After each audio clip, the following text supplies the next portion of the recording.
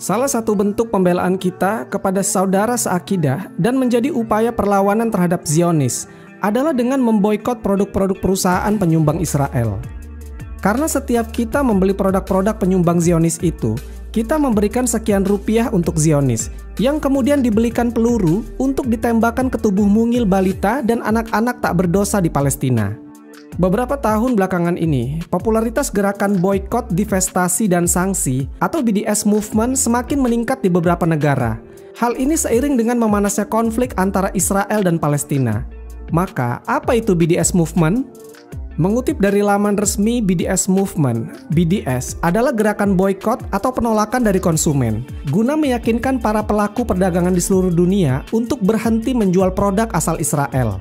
Akibatnya, eksportir Israel akan kesulitan untuk mengekspor produk mereka. BDS juga bertujuan untuk memberikan tekanan ekonomi kepada Israel agar memberikan hak setara kepada Palestina. Umumnya, gerakan BDS mencakup perusahaan yang melibatkan pemukiman ilegal, mengeksploitasi sumber daya alam dari tanah Palestina, dan menggunakan warga Palestina sebagai tenaga kerja yang dibayar murah. Lalu, apa saja produk-produk yang akan diboikot oleh gerakan BDS ini? Sebagai manusia, tentunya kita pengen punya penampilan yang menarik. Selain merawat tubuh, misalnya dengan olahraga dan sebagainya, faktor penunjang lain yaitu adalah pakaian. Dalam hal ini adalah sepatu. Puma adalah merek yang pasti nggak asing bagi kita. Merek sepatu ternama ini sudah malang melintang di Indonesia. Bahkan booth-booth penjualannya telah tersedia di banyak supermarket di daerah kita. Perusahaan Puma ini didirikan oleh Rudolf Dassler di Jerman pada tahun 1948. Nah, Rudolf Dassler ini adalah kakak dari Adolf Dassler yang merupakan pendiri dari sepatu merek Adidas. Jadi artinya, Puma dan Adidas ini adik kakak. Seiring perkembangan waktu, Puma mulai merambah ke produksi lain namun masih satu lingkup, yaitu Puma menjadi produsen pakaian olahraga. Mereka mulai membuat celana, baju, tas, dan lain-lain yang mereka branding sama dengan nama Puma. Saat ini Puma diboikot oleh sejumlah masyarakat di dunia. Dalam hal ini, masyarakat yang mendukung kebebasan Palestina. Karena Puma telah menjadi sponsor internasional tunggal Asosiasi Sepak Bola Israel atau IFA. IFA ini semacam konfederasi sepak bola di Israel. Tercatat pada tahun 2017, mereka punya 6 klub anggota yang bermain di pemukiman Israel di tepi barat atau West Bank. Sementara perusahaan Puma memberikan legitimasi internasional terhadap aktivitas IFA. Dukungan Puma kepada IFA secara langsung mendukung pelanggaran hak asasi manusia dan hukum internasional di luar lapangan. Terus juga memungkinkan rezim pemukiman Israel untuk terus berkembang. Tentu kita tahu, AXA adalah nama dari perusahaan yang bergerak di bidang asuransi. Perusahaan ini telah ada di Indonesia sejak 1988. Waktu itu namanya PT Asuransi Permata Selat Sunda. Kemudian pada tahun 1996, barulah mereka merubah namanya menjadi AXA. Setelah mayoritas saham perusahaannya diakuisisi oleh AXA. Kemudian di tahun 2019, perusahaan ini resmi digabung ke dalam PT Mandiri Aksa General Insurance. Nah, asuransi Aksa ini teman-teman disebut berinvestasi di bank-bank Israel yang bercampur tangan di tanah Palestina. Bank-bank Israel yang sahamnya dikuasai Aksa adalah Bank Hapolim, Bank Leumi, dan Mizrah Tehafot. Melalui anak perusahaannya, Aksa Investment Manager dan kepemilikan saham sebesar 65% di Aksa Equitable Holdings. Diketahui, Aksa juga memiliki investasi di 5 bank utama Israel, yaitu Bank Hapolim, Bank Leumi, First International Bank of Israel, Israel Discount Bank, dan Mizrahi Tehafot Bank.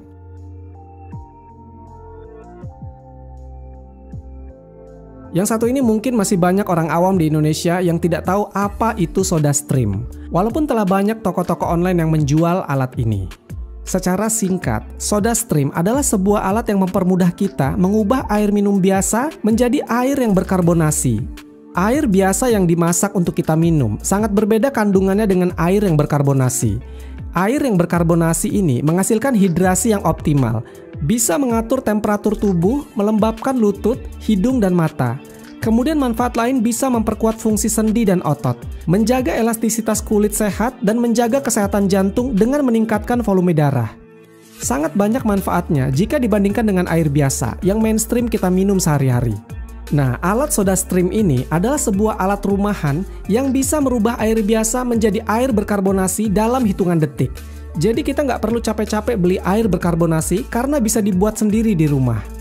Alat ini biasanya berbentuk silinder, dan selain bisa membuat air berkarbonasi, kita juga bisa membuat soda dari alat ini. Perusahaan SodaStream ini menjadi target boykot karena SodaStream dinilai secara aktif turut serta dalam kebijakan Israel yang menggusur warga asli Palestina yaitu suku Bedoin di Nakab. Nakab ini jika dalam bahasa Arab, kalau diinggriskan berubah menjadi Negev. Negev merupakan kawasan padang pasir dan separa gurun di bagian selatan entiti Israel, bagian barat timur tengah.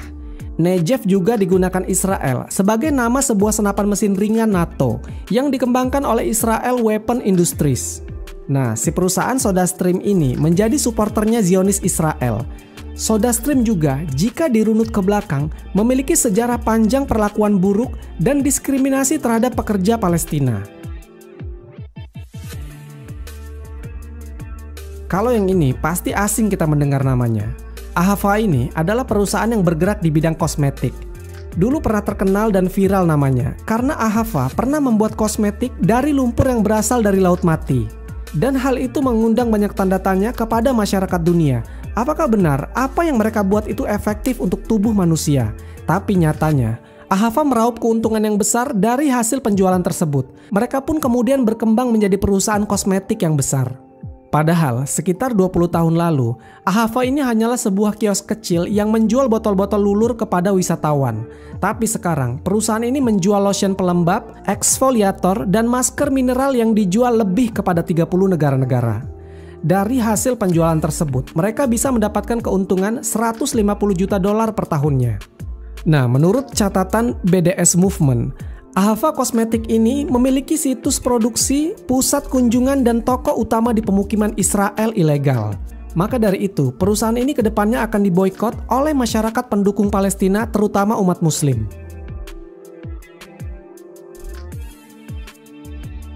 Hummus Sabra adalah usaha patungan antara Pepsi dan Strauss Group, sebuah perusahaan makanan Israel yang memberikan dukungan finansial kepada tentara Israel sehingga turut menjadi target boikot masyarakat dunia.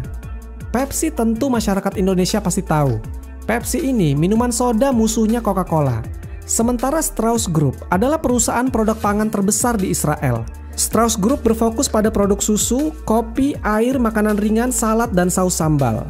Menurut laporan Al Jazeera pada tahun 2018, dalam beberapa waktu terakhir, misi prioritas diplomatik Israel adalah penanggulangan BDS. Bahkan Perdana Menteri Israel sekarang, Benyamin Netanyahu, telah bertindak untuk melarang kelompok-kelompok yang mendukung gerakan BDS. Karena gerakan boikot ini mulai masif di beberapa negara lain, ditakutkan Israel akan mengalami kerugian yang luar biasa karena produk buatannya tidak bisa terjual. Makanya Benyamin Netanyahu takut kalau negaranya tidak bisa mendapatkan cukup dana untuk keperluan mereka dalam perang Israel dan Palestina kali ini. Karena untuk Israel membeli amunisi, roket, dan lain sebagainya, itu bukan sebuah benda yang murah, melainkan punya harga yang fantastis. Buah, sayuran, dan anggur dari Israel sering dilabeli sebagai produksi di Israel. Padahal mereka nanam buah dan sayuran itu di tanah Palestina yang mereka rampas. Bagaimana bisa itu produksi Israel? Ibaratnya Cina menanam karet di Indonesia, kemudian hasil panennya ditulis produksi di Cina. Kan aneh teman-teman. Maka dari itu, gerakan BDS ini mendorong masyarakat dunia untuk tidak mengkonsumsi buah dan sayur yang ada tulisan produksi di Israel. Boikot semua produk dari Israel di supermarket Anda, dan tuntut agar produk tersebut ditiadakan dari rak-rak supermarket. Selanjutnya ada Siemens. Buat kita orang Indonesia, Siemens ini adalah nama handphone jadul yang pernah ngetren pada zaman dahulu. Dan sekarang keberadaannya udah nggak ada lagi di pasaran Indonesia. Tapi ternyata perusahaan Siemens ini nggak hanya produksi ponsel. Perusahaan Siemens diklaim terlibat dalam usaha ilegal Israel untuk pembangunan Euro-Asia Interconnector di pemukiman. Euro-Asia Interconnector ini sebuah proyek jaringan listrik teman-teman, yang menghubungkan jaringan listrik Yunani, Siprus, dan Israel melalui kabel listrik bawah laut terpanjang di dunia. Dan dilaporkan, pemukiman ilegal di tanah Palestina akan dicuri untuk mendapatkan manfaat dari perdagangan listrik antara Israel dan Uni Eropa yang dihasilkan dari gas fosil. Kalau yang ini pasti kalian tahu, karena produk ini adalah salah satu produk laptop dan komputer yang paling laris di pasar elektronik Indonesia. HP atau kepanjangannya adalah Hewlett-Packard, adalah sebuah perusahaan yang didirikan di sebuah garasi di Palo Alto, Amerika Serikat. Hewlett-Packard sendiri adalah nama dari dua orang pendirinya, yaitu William Reddington Hewlett dan David Packard. Pada tahun 1939, mulailah mereka resmi mendirikan sebuah perusahaan Hewlett-Packard atau HP ini. Secara historis, HP memang bukanlah perusahaan asal Israel Zionis, tapi diketahui menurut BDS Movement, perusahaan merek HP menyediakan dan mengoperasikan teknologi yang digunakan oleh Israel, pendudukan, dan kolonialisme pemukiman di atas rakyat Palestina.